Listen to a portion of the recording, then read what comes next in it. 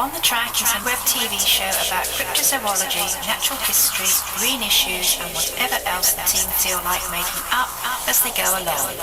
Enjoy!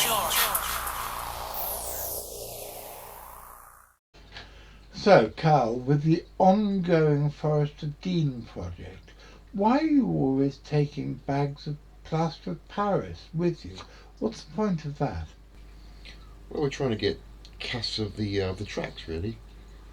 So, you're trying to get, what, footprints of a big cat? Footprints of a big cat, yeah. That's neat, that's neat, that's neat, that's neat, I really love your tiger feet. That's right, that's right, that's right, that's right, I really love your tiger lot, your tiger lot. I really like the 1970s stylising of young Rossiter and Griffin. I think we should start a campaign to get him the Christmas #1 spot.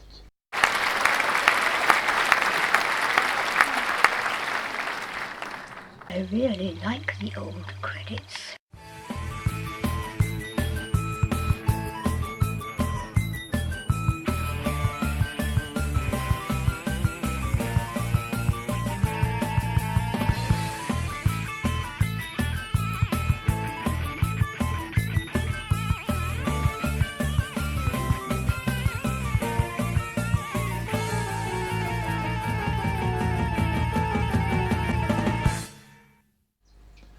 Good afternoon, ladies and gentlemen, and welcome to another episode of On the Track.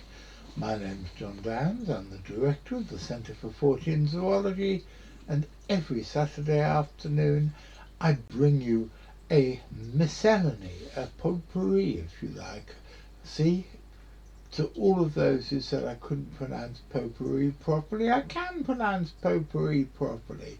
That tells you, Louis, my producer, just because you've got foreign ancestry, it doesn't mean you're the only person who can speak foreign here at the CFZ.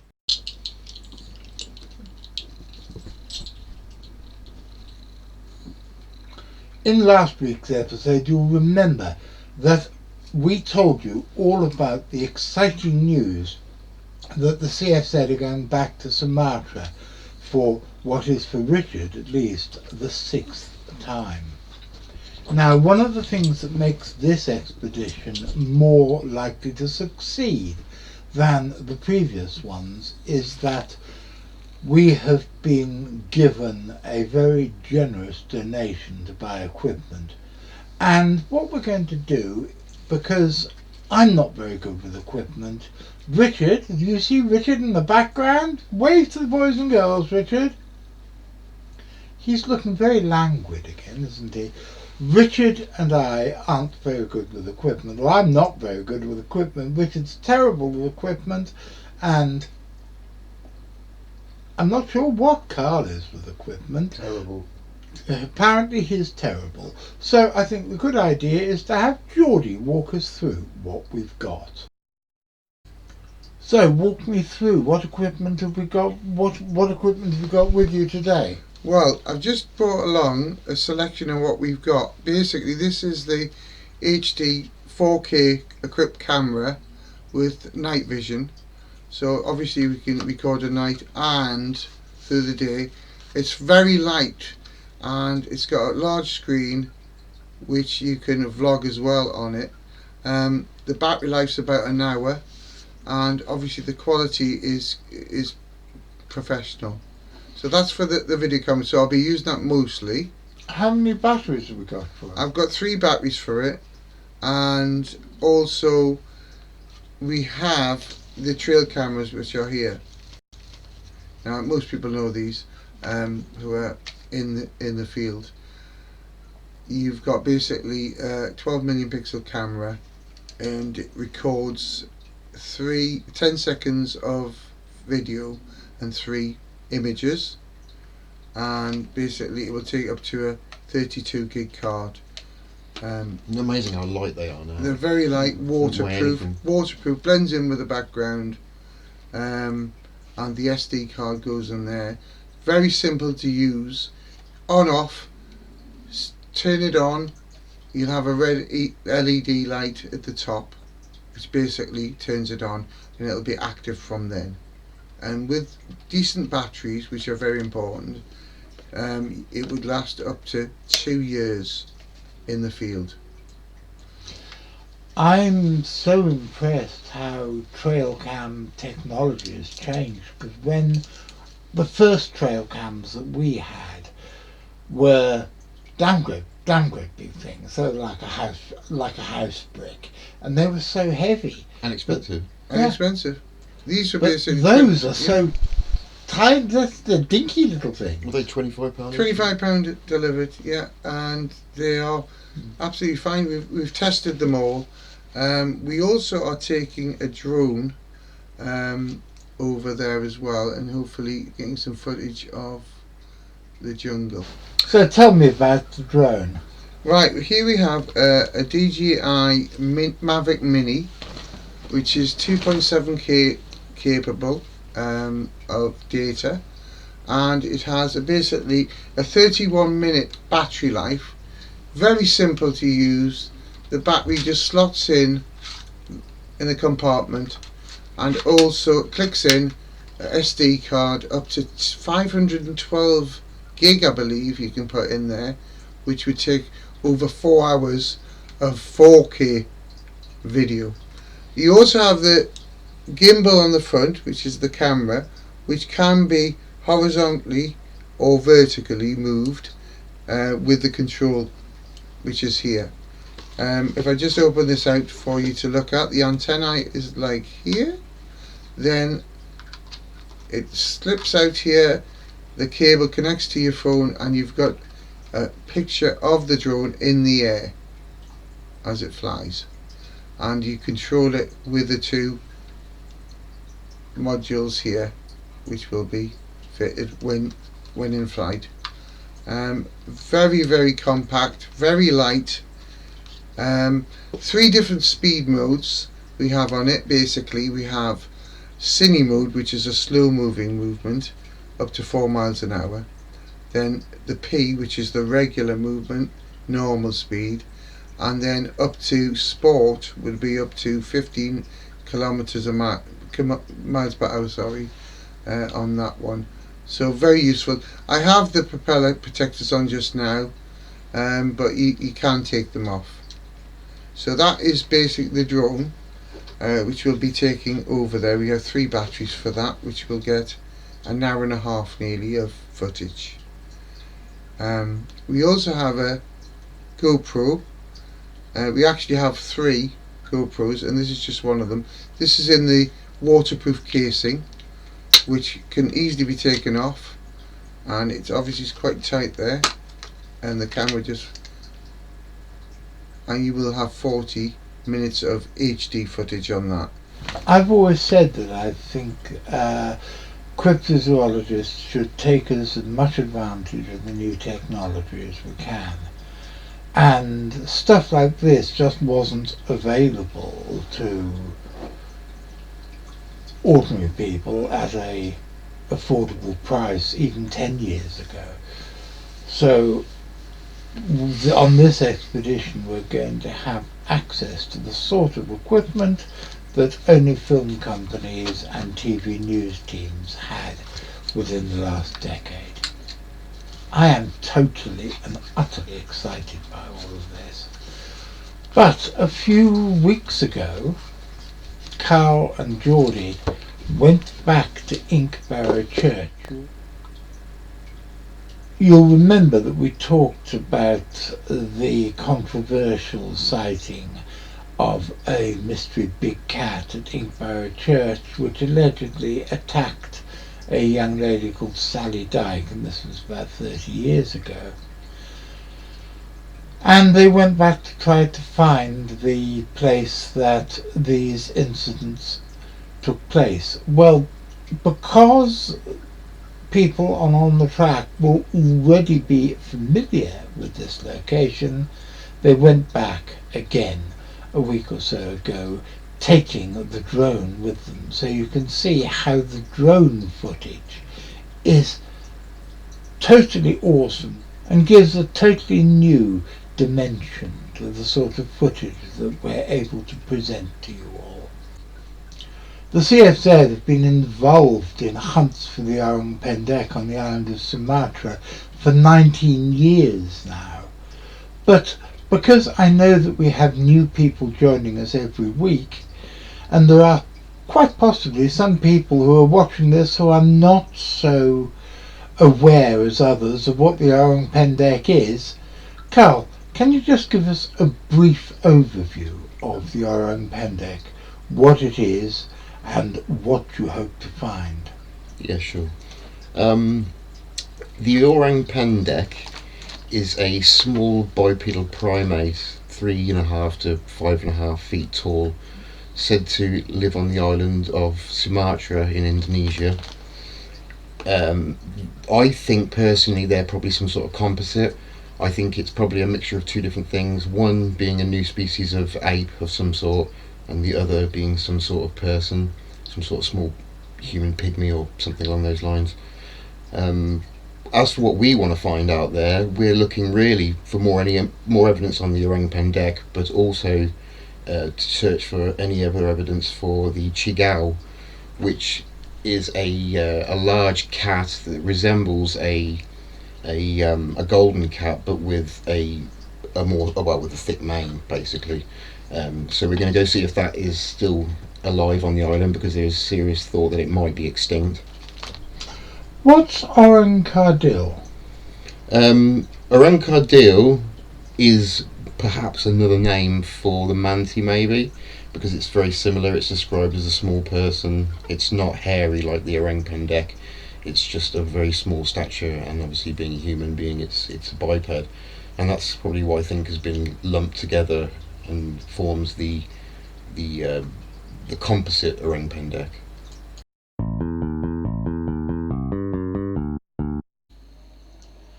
Okay, lads, to carry on from something we were talking about an episode or two ago, when you were in the butterfly farm at Stratford, you quite often had various species of spider brought to you, exotic spiders that had presumably come into the country in shipments of fruit or vegetables or flowers or whatever. But in recent years, the tabloid newspapers have been full of all sorts of horror stories about a British spider, something called a false widow or false black widow. I'm not sure which one is it. False widow. A false widow spider. Yeah. And some of the stories they've told are quite horrific. So, first of all, one, what is a false widow? Two, can they really kill you with just one teensy-weensy look at you through their multifaceted ray gun eyes? Three, where do they come from?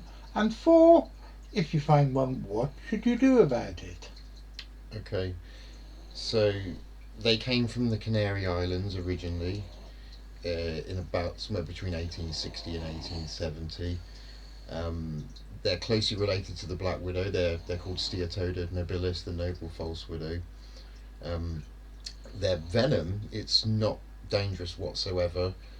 The bites you see in the papers where the skin's gone all necrotic and rotted off, that's basically what it is. All spiders have their fangs on the underside, as we all know, and they have all little hairy chelicerae, so they pick up pathogens, they pick up dirt off the ground, even MRSA, and then they inject that in with the bite, and that's what causes the nasty infections. It's got nothing to do with the venom. The spider is basically harmless, isn't it? Yeah, absolutely. It's just an infection, basically. That's it. Yeah, secondary infection. And of course, the weather conditions now are much better for them to breed. It's getting warmer and warmer, and obviously damp, warm sheds. Over winter they can breed, and the egg case there has quite a few spiderlings. So basically, the conditions are perfect for them to grow and vary. Especially on the south, right down here. Yeah, absolutely.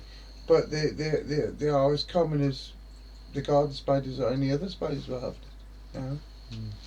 How did they get here from the Canary Islands? Well, they came on probably ships. That's the most likely. because obviously it can easily stow away on the rather than a plane or anything other than that.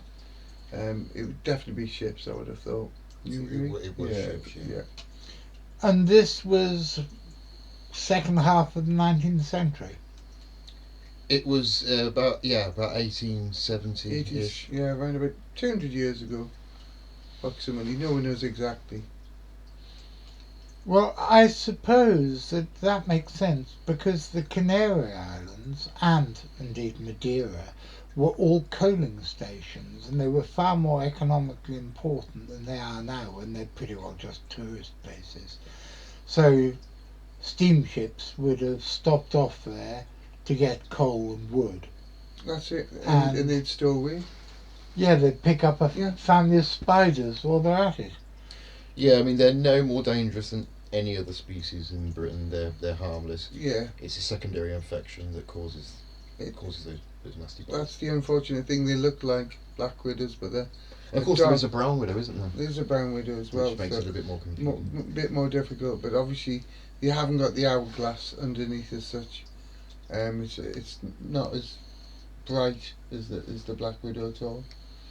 And what should any of our viewers do if they come across one? Well, leave it alone. Yeah, just leave it where it is. Yeah. If you're really, really concerned about it, contact, I don't know, if you're anywhere in the Midlands and Warwickshire, contact the Butterfly Farm. They'll send somebody out to go and collect it. Yeah. Yeah. But I mean, just leave it alone. It's They're harmless though. Yeah. But I mean, if you had a black widow, that would be different. But, the noble false widow is harmless. And obviously they're good for the garden and good for the house as well. Wherever they are, they get rid of all the flies and all the nasties. There was a poem that my grandmother used to say that if you want your children to thrive, let the spider stay alive. Because she was very much of the belief that spiders were good for your house and good for everything. A wise woman. So, ladies and gentlemen, it's Sunday afternoon and Richard's here. And as we always do on Sunday afternoons, and that was the dog sneezing, as we always do on Sunday afternoons, ever since the friend of the show, good friend of the show, Nick Holland, asked for more book reviews, we do book reviews. We haven't done any for about 6 weeks, but as we broadcast them over a period of one a week on our Wednesday shows, it probably doesn't seem like it, but it is. And so, today, what are we going to be looking at, Richard? We're going to be looking at The Yowie in Search of Australia's Bigfoot by Tony Healey and Paul Cropper. You can't go wrong with Healey and Cropper. They've not written a bad book yet. Everything they've written has been absolutely first rate. They're very nice people, aren't they? I mean, I know Tony better than I know Paul. I've met Paul as well. Well, so have I. He came to the Weird Weekend films. Yeah, but they're both great guys and great researchers, and they both write great books. Now, what a fantastic book this is. It looks at wild men in Australia. It looks at the Aboriginal lore about them. It looks at sightings during the colonial era, then all through the 19th and 20th century, and it goes up to the early 2000s, about 2003, 2004, something like that, and it's got chapters on each of them. Then it's got theories about what the Yowie is, and then at the back it's got all the cases. They write up all the cases, and there's a great long list of cases, which was a great resource. And it's got their own investigations in it as well, because Paul and Tony, unlike so many people who call themselves cryptozoologists who aren't, they actually go out and they do the legwork. They go and do investigations, and it shows in the book, because the book is absolutely cracking. It's the best book on the Yowie ever written, and it's right up there with Out of the Shadows as one of the best cryptozoological works ever. years and years and years ago, I think it was 1998 or 1999, Tony Healey was in England and he was headlining at the Unconvention, and Richard and I got to meet him. And we invited him just to come down and visit us for a few days, and he actually ended up staying 3 weeks. And I thought that was magnificent to have Tony Healey stay. No, it wasn't 3 weeks, it was 3 months he ended up staying with us. Lovely guy, isn't he? Yeah, we went out to the Owlman site with him in Morning Smith, and where Morgar had been seen, and we took him all around the southwest, and he got this van, and he drove around in this van. I think he went up to Loch Ness and Loch Morar in it as well. And to say thank you, he said, "Oh guys, I brought you a crate of this beer, it's called Special Brew, so it must be nice." And it was a great crate of Special Brew. Special Brew, by the way, for anybody who's not in England, I don't even know if they have it in Scotland, but Special Brew is very powerful and rather nasty beer, which is usually drunk by winos or itinerant tramps. Back in the late 1980s, there was a subgroup of the peace convoy travelling hippies who were called the Brew Crew, who basically travelled from one rock festival to the next in whatever ramshackle vehicles they could beg, steal or borrow, and then caused trouble and made mischief all the time there. And they were completely fueled by this disgusting stuff. But Tony was being so sweet, and he thought he was being so kind to buy it for us. He's an absolute poppet, that man. And then a few years ago, about 7, 8 years ago, he came to England again. He came up to visit me and Karina and Mother up here in North Devon. And he and Mother became great friends, and I had a lovely time. And it'd be lovely to see him again sometime, because I'm very, very fond of him. And he came on the first Tasmanian wolf expedition we did down to Tasmania as well. Yeah, I'd love to see more of Tony. It's a shame he lives on the other side of the world. And Paul as well. I'd like to see more of Paul. But back to the book. It's fantastic. If you want to support us and help us make more content like these, please press like, subscribe, follow our Facebook page and check out our Patreon. And as the ghost of Joe Strummer, who's an ever more regular visitor to my little studio, wants me to remind you, always press the notification bell. Otherwise you won't be told when there's a new show to watch. And that would be an awful pity, wouldn't it? So, ladies and gentlemen, here we are at the end of another episode. I want to say a big thank you to these two miscreants who have helped me more than anything today. I don't know what I would have done without them. And I should say 3 miscreants, because I think Archie is being as much of a miscreant as Carl and Geordie today. But thank you very much to all 3 of you. I've had a lovely time doing this episode. I've really enjoyed it. And thank you for all your hard work.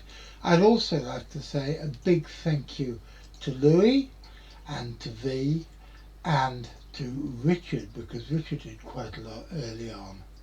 And a big thank you to Sarah, because Sarah does all sorts of Sarah-like things, which is very nice to have. I'll be back again on Wednesday, and am I going to tell you what I'm talking about on Wednesday? No, because I haven't a clue. I haven't recorded it yet. But I'll be back on Wednesday, and I'll be back next Saturday. And next Saturday I will again have Louis. Next Saturday I will again have Carl and Geordie with me, and I think it's quite likely we'll have a couple of other special guests. I've got them lined up anyway. But I don't like to say what's going to be in something because when I do it invariably doesn't happen. But I will see you all on Wednesday, and I'll see you all next Saturday, because remember, Saturday afternoon at 3 o'clock is CFZ time. And if you're there to watch the next episode of On the Track, well, I'll certainly be there. And I'll be seeing you.